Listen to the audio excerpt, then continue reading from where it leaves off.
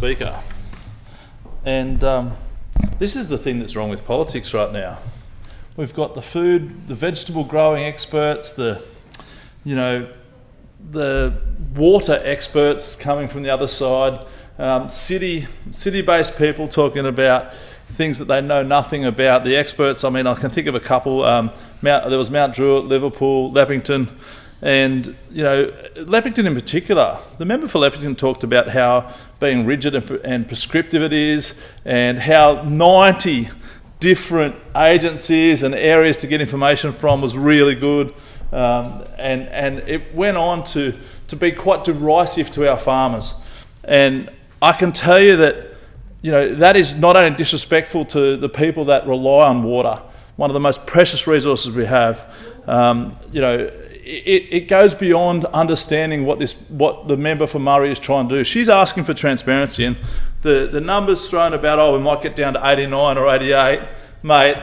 Let me tell you that someone that is out there working on the farm or dealing with their water licences, being able to find information quite quickly is really imperative. We do not want to keep adding government interference and multiple different areas to get information into our lives. We need to actually reduce that, and we need to make things easier to manage. We need to make things based on common sense, so that then our whole community can regain trust in our political community. Governments hold over 2.5 million megalitres of water right across New South Wales, and yet there's no central accessible record of what it's being used for. The members' bill would go some way to fixing that. It's a simple step. It's a singular step. And to that matter, governments are often using language that is seeming designed to confuse. I mean, the level of bureaucratic language that we just heard from the members opposite, it just kept going and kept going and kept going. We need to simplify it. It's not okay to keep continually trying to bureaucratise our systems. Holding a combined register of licences would be a step towards transparency, and I'm going to say that a few times today, because I think it is absolutely appropriate to simplify where we get our messages from, where we get our information from, and water is a precious resource. Why don't we want to manage that in a better way? Why is there a blockage? And if it's being blocked just because it's a private member's bill, then let's have one from the government. Let's see what they do. Because what we need is fairness. Farmers and irrigators are strictly metered. We are regulated consistently, and it gets more and more onerous. Yet the government-held water is not transparent. Equal accountability is what we need. In its current form, the bill would amend the Water Management Act 2000 to insert a section within Chapter 9, Miscellaneous, requiring the Minister for Water to publish and maintain an online register of state and Commonwealth held water licences. For each licence, that register would include the name, the holder, the name of any department, any authority, and a person acting on behalf of that holder, the water access licence number, the share component of the licence, including where exactly the water is being sourced from, whether holdings are available, committed, or taken for environmental purposes or for other purposes, and any information on government-related funding projects or initiatives.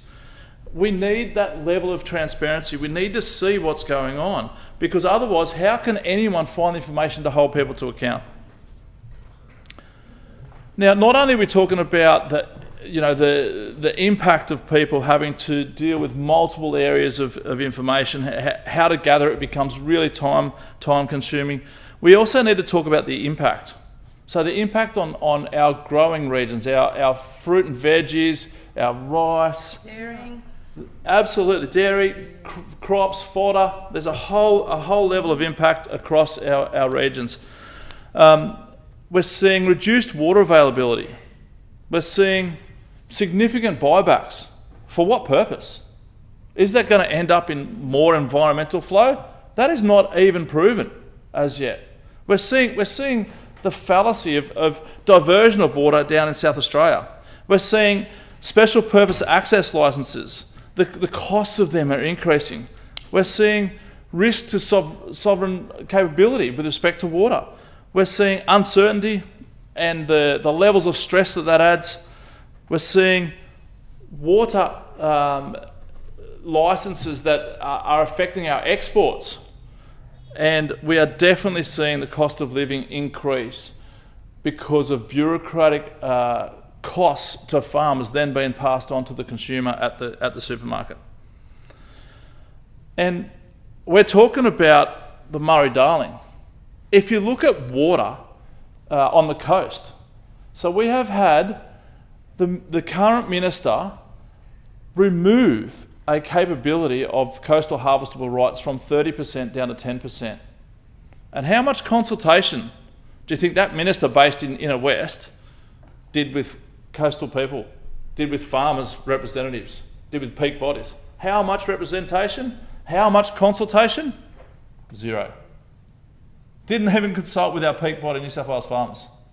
I think that is an ideological stance that should not happen in the New South Wales Parliament in 2026 or 2025 or in the last term of this Parliament. What we need is an avenue for community representation, we need an avenue for peak bodies to have an input, and we need those people that are living this every day of their lives to be able to make their farms not just more drought resilient, because that then increases the food available on the table in Sydney. That enables our economies to thrive. What we need in that area is that the minister comes back to the table and consider an appropriate catchment-wide harvestable right figure to be developed per catchment.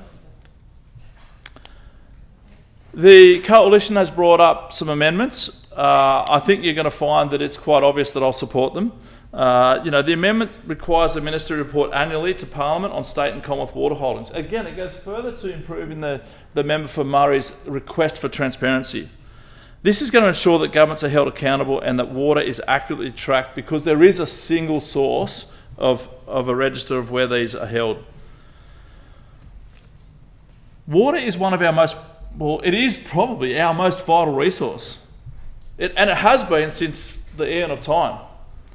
We need to make sure that we are celebrating our water, that we are being responsible with our water, that we have an area where anyone in the community can look for a transparent use of each portion of water. And we need to make sure that the allocation of water is fair, is practical, and is going to a responsible use of that water. On the coast, give us an appropriate amount of water to be able to harvest, an appropriate percentage. And the Murray-Darling Basin, make sure that we are limiting buybacks. Make sure that we're being open and transparent to these water licences. This bill and the amendment are fair. They are practical and, as in my terms, pragmatic and common sense, which I think is what we need to get back to. We need to stop the city-centric slaying of our ability to produce food, because without the food that the regions grow on the tables in Sydney, you will find that there will be anarchy. The politicians that are trying to put down regional New South Wales will start clamouring, will start elevating us once and for all. So I say this bill is necessary, the amendment is necessary, and I commend it to the House. Question is that the bill be read a second time. There being no